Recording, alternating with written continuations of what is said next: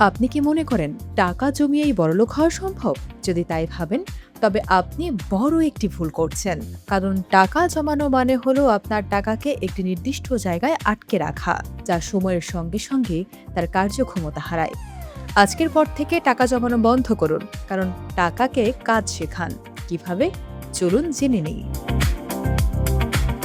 আমরা ছোটবেলা থেকে শুনে আসছি টাকা জমাও, কিন্তু কেউ আমাদের বলেনি যে স্থির টাকা ধীরে ধীরে শক্তি হারায়। মুদ্রাস্ফীতির কারণে আজ থেকে 10 বছর আগে 100 টাকা দিয়ে যে জিনিসগুলো কিনতে পারতেন, আজ তা আর সম্ভব নয়। তাই শুধু টাকা জমিয়ে রাখলে আপনার টাকার ক্রয় ক্ষমতা সময়ের সঙ্গে সঙ্গে কমতে থাকে। এতে আপনার পরিশ্রমের টাকা আসলে কমে যাচ্ছে, বাড়ছে না। টাকার পরিমাণের চেয়েও বেশি গুরুত্বপূর্ণ হলো টাকার কাজ করার গতি।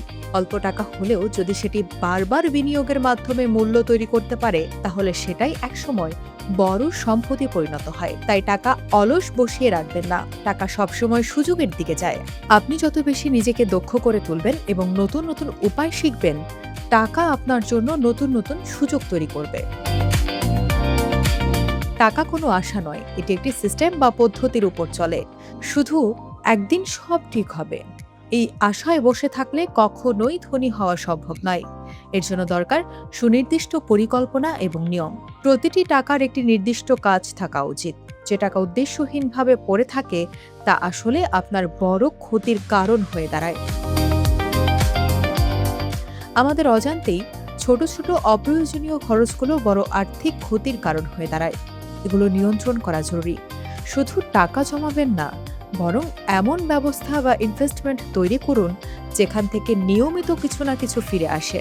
মনে রাখবেন, ভবিষ্যতে আপনি ধনী হবেন কি হবেন না, তা শুধু আপনার উপার্জনের উপর নির্ভর করে না, বরং নির্ভর করে আপনার টাকা আপনার জন্য কতটা পরিশ্রম করছে তার উপর।